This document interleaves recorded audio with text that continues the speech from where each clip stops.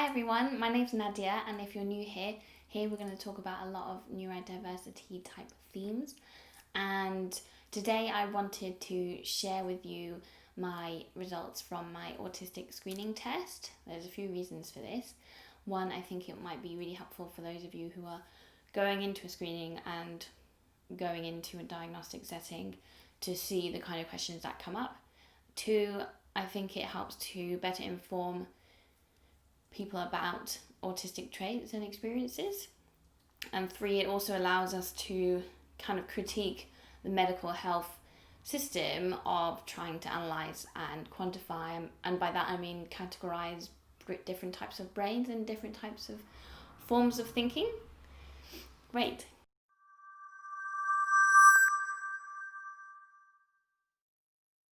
Firstly, I think it's important to say that the way the medical model is set for autistic screenings, it's based on a lot of assumptions. It's based on a frame of reference that starts from a neurotypical's brain and a neurotypical's types of functioning and working. So, of course, if we were trying to analyse how a neurotypical person does compared to an autistic person, say our culture was autistic in its default, I'm sure that they would come short in many areas and we could frame it as negative. For example, like a lot of autistic people are known to have special interests and expertise in lots of areas. So say a neurotypical doesn't have that and has general knowledge of quite a lot of areas, that could be marked down in a test that's reversed and called an impairment, for example. Whereas the situation we're in is a neurotypical culture judging and assessing someone that's different. So the framing in the way that it's talked about is often made very negative and referred to as impairments. And because the larger culture is neurotypical, it can be experienced as an impairment. And additionally, the only way that you can get a diagnosis and money from the government is if it's treated as a problem. If it's not a problem, they're not really going to give you any support for it. So there's quite a lot of things to think about with regards to disability and disability theory. So yeah, it's fascinating. That's one of my special interests, in case it wasn't obvious.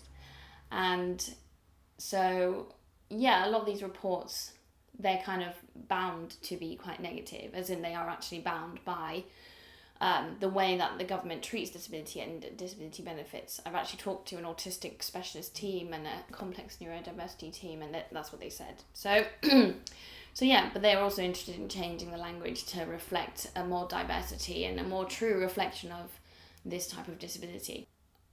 This part of my screening was about social interaction, and the first symptom is called marked impairment, see that word, of the use of multiple non-verbal behaviours. So I think that means non-verbal, how I communicate without words. And so they marked it as yes, as in they could see that non-verbal behaviours, perhaps how I communicated or how I read other people's non-verbal behaviours, was not, so I couldn't really make out, say, neurotypical's non-verbal behaviours. That's what this symptom seems to imply. And again, you can see that there's quite a lot of questions above these kind of symptoms and how they're phrased. So yeah, we can see that there's quite a lot of diversity within these areas. Failure to develop peer relationships appropriate to developmental level. Yeah, so this is interesting, this one, because yeah, I definitely have issues with communication and relationships, and there's quite a lot of different reasons for that, including that, once again, like, and I'm not trying to blame everything on the culture, but you know, having an oppressive system such as neoliberalism does create a certain story for relationships which often people don't find very healthy. And the fact that a lot of neurotypical people don't actually say what they mean really confuses me. So if someone's being sarcastic, or if someone is saying things they don't mean and I take that literally, or I think that's genuineness, you know, it could get really confusing for relationships. And also, like, bullying, like, I seem to be targeted quite a lot, and someone that receives a lot of bullying behaviours. So, and, you know, there's a lot of things I could say about why that is. So, yeah, you know, that would spell out struggles in relationships as well. Yeah. So I do agree. It's like, if you want me to just be a so-called normal person, neurotypical person, and pretend that, like, bullshit my way throughout everything, and, you know, obviously there's some masking aspects that could be similar to that, but I think it's more complicated than I'm not able to have relationships appropriate to my level. I think the people around me aren't, like, neurodiverse in their approach to relationships, such as colleagues, for example, and therefore, yeah, that might spell out some difficulties. Additionally, you know, as well as whatever my experiences of this situation is. Also, if you've had a lot of unhealthy relationships and people mistreat you, that's obviously going to feed into your problems with relationships as well. So yeah, interesting. Okay, next one.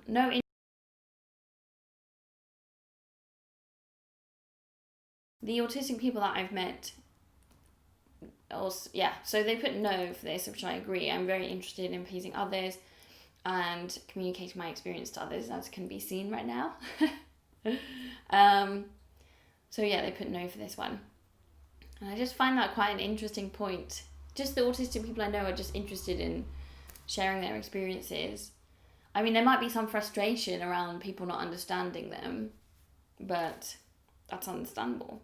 So, 4, a lack of social or emotional reciprocity. Yes, so that's what they put. It's interesting because I find I'm quite into the idea of emotional or social reciprocity. So that's the idea of, like, mutual systems.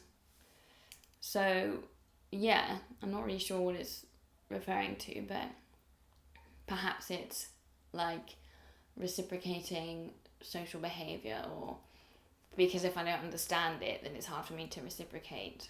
And yeah, so I'm not sure about that one. Difficulties in understanding social situations and other people's thoughts and feelings. Yes. But it's weird as well, because I'm also quite astute at, like, understanding people's feelings as well. So, like, there's quite a lot of nuances with empathy and autistic people. So obviously there's that bullshit stereotype of, like, autistic people aren't empathetic, but a lot of people find that the opposite is true.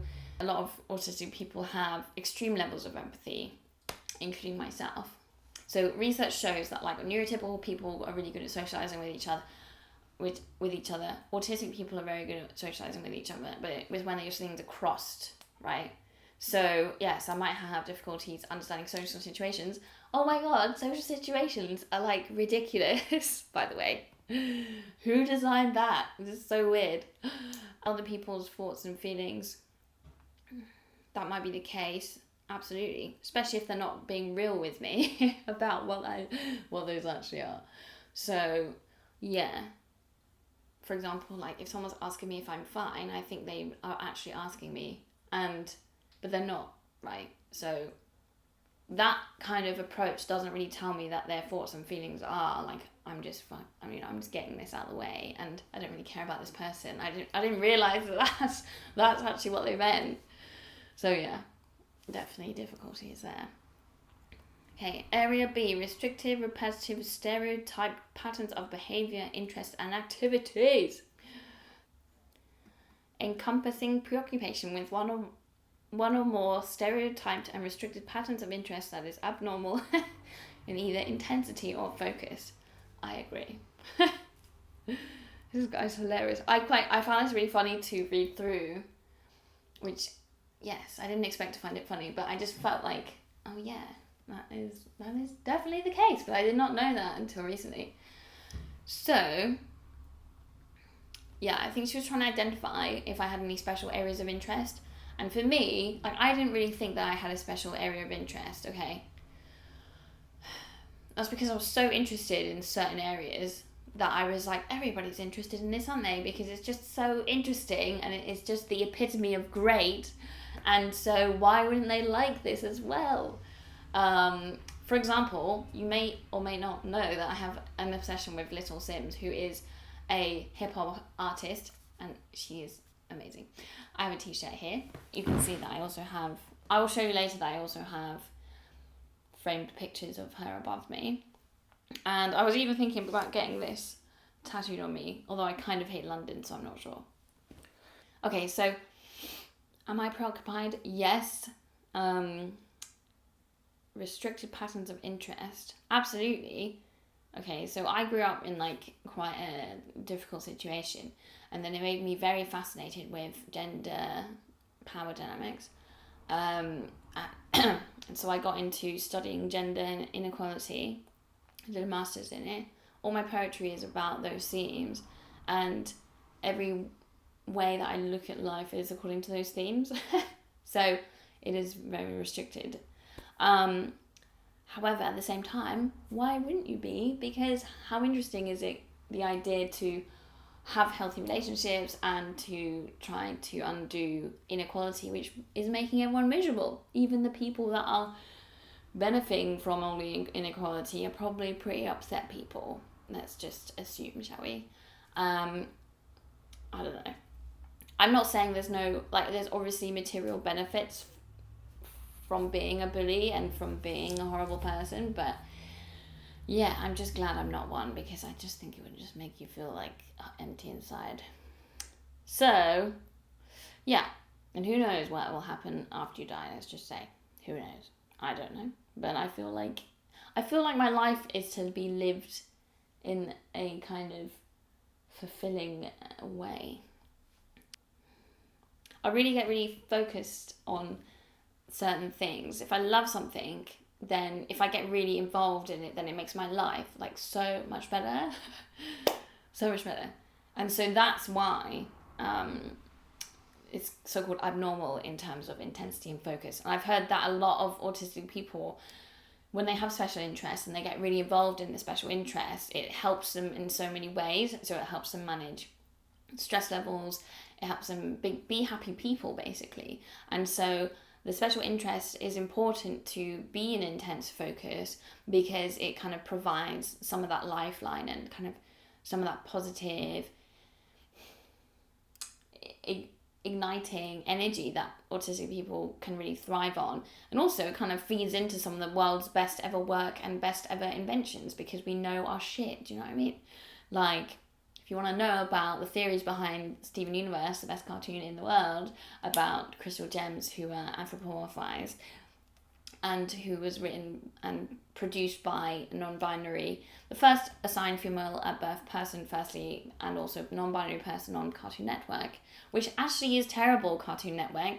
How can they have so many cartoons made by men before, like, modern days? Yeah. If you want to know about that, just let me know. So, yes, I agree with this one, is basically what I'm trying to say.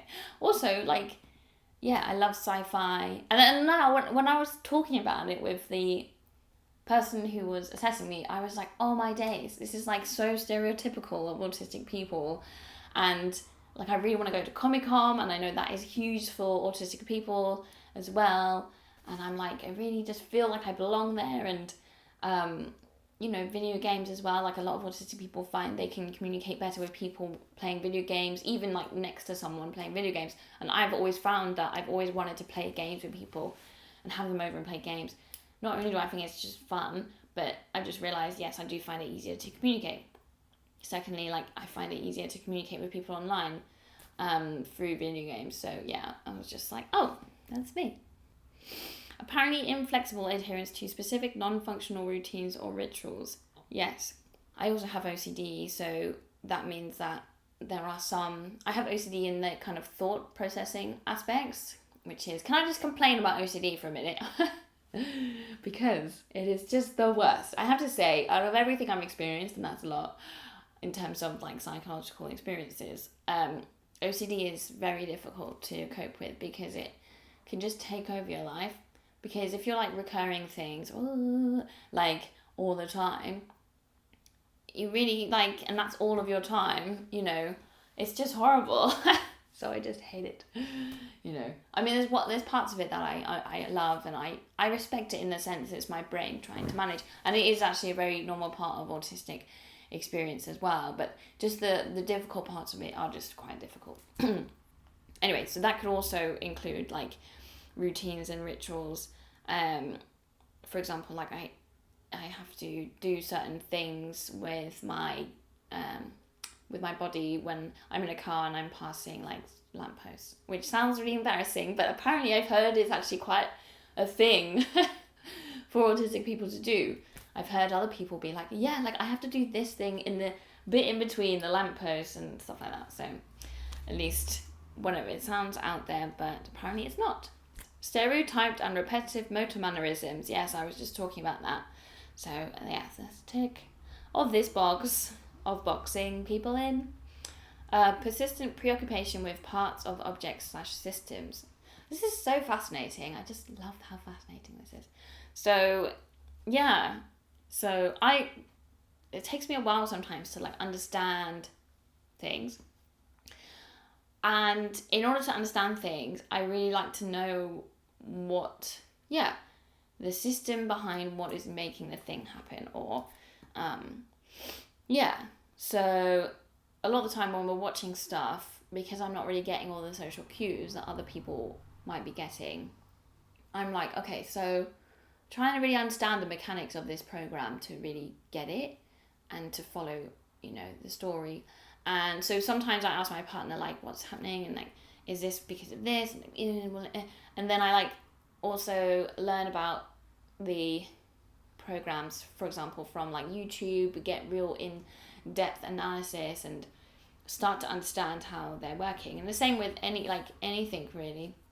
So whether that's like DIY in the house, trying to learn how different processes work, and in the end it means that like I have a really useful understanding of certain things. And for example, understanding how damaging power dynamics works in the system which we're all a part of, even though it's kind of depressing, it's very useful to not know that, and to know how to strategize to help undo those processes, say in a HR department, you know, which would impact an institution.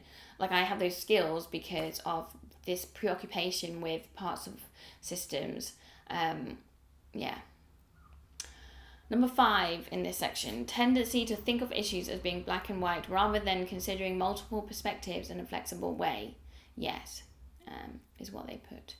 And I mean, this is hard as well, because I know that I can be very black and white and very like,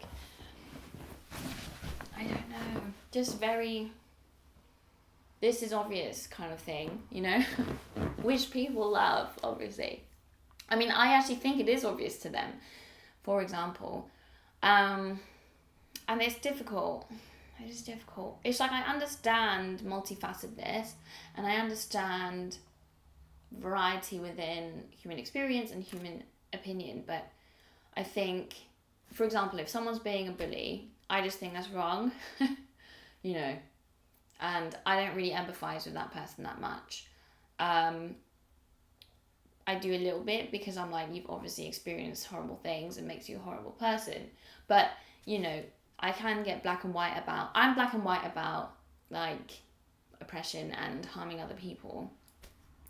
And I kind of think everyone should be. But then it's also difficult because sometimes, so autistic people are very sensitive to something called, and people that have been through a lot of crap, as well as people that have personality disorders, have sensitivities to something called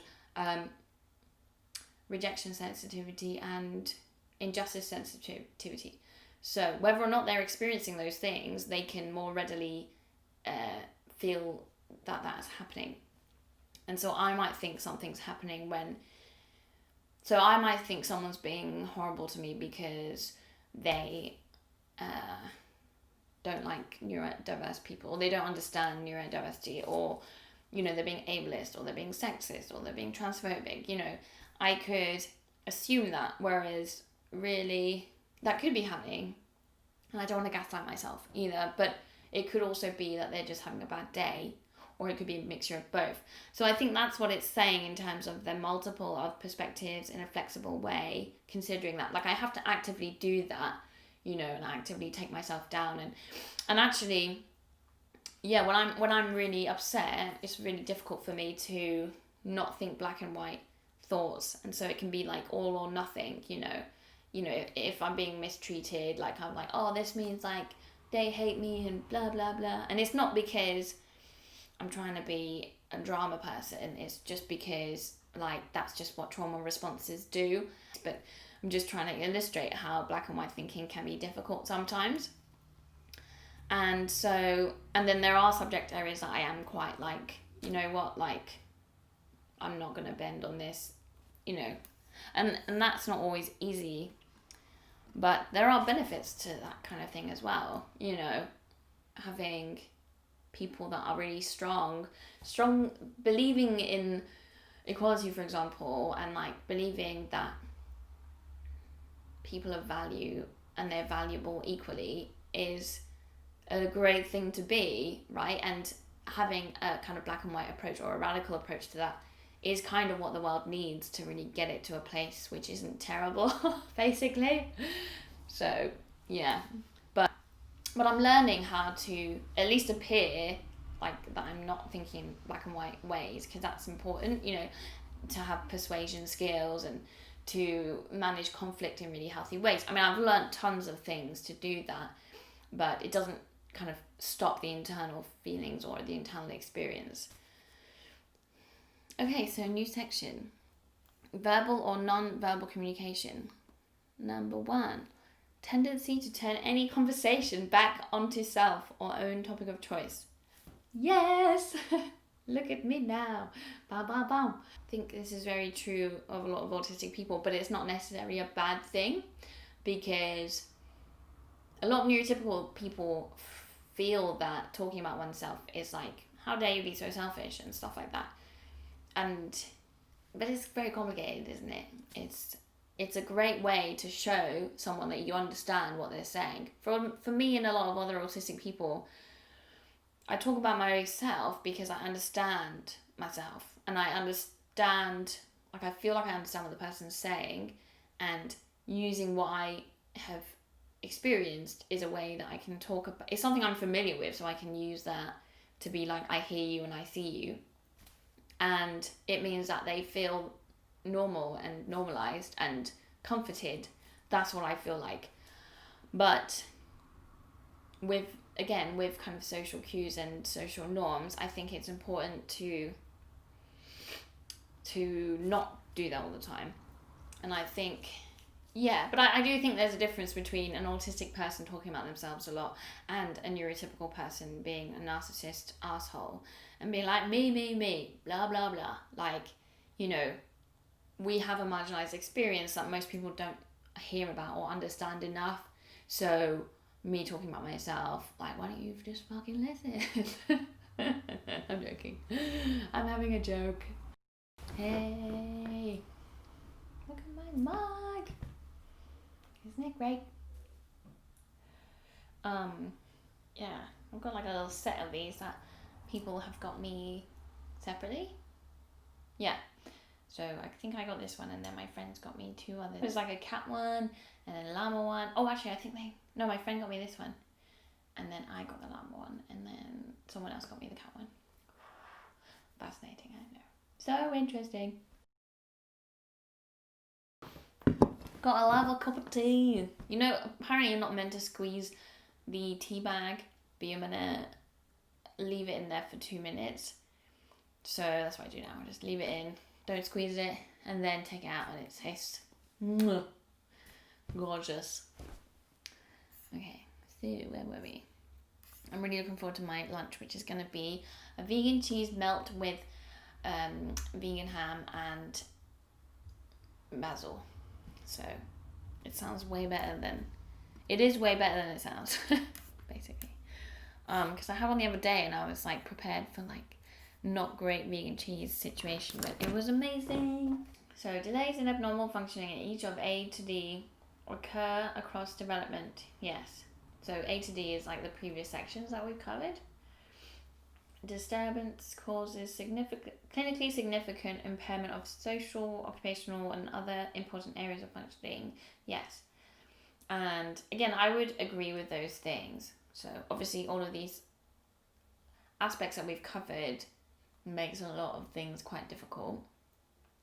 So whether we're talking about socializing, workplaces, for example, people have often been threatened by my expertise in certain fields. That certainly happened in my last job, which is a shame because I think I've explained in another video some examples of when I'm trying to be helpful and supportive and a great colleague, people have misinterpreted it. And yeah, additionally, I'm often a target for whatever reason. A lot of people target difference, and I can behave in ways that is considered like quite different, and I can mask very well, camouflaging, but it takes so much energy and effort that as my life has got harder, I've just reduced doing it, now consciously. But when I was being severely bullied and discriminated against in my last job, it was terrible. It was like shouting and harassment and like, being timed. Well, I was forced to time myself by the minute, and even, for so-called performance issues that were being made up, and I had all the facts to support that. And it was really exhausting fighting this abuse, and the institutional abuse that I experienced. But it also meant that I had less leftover energy to mask, which I was doing without really knowing. And so, yeah.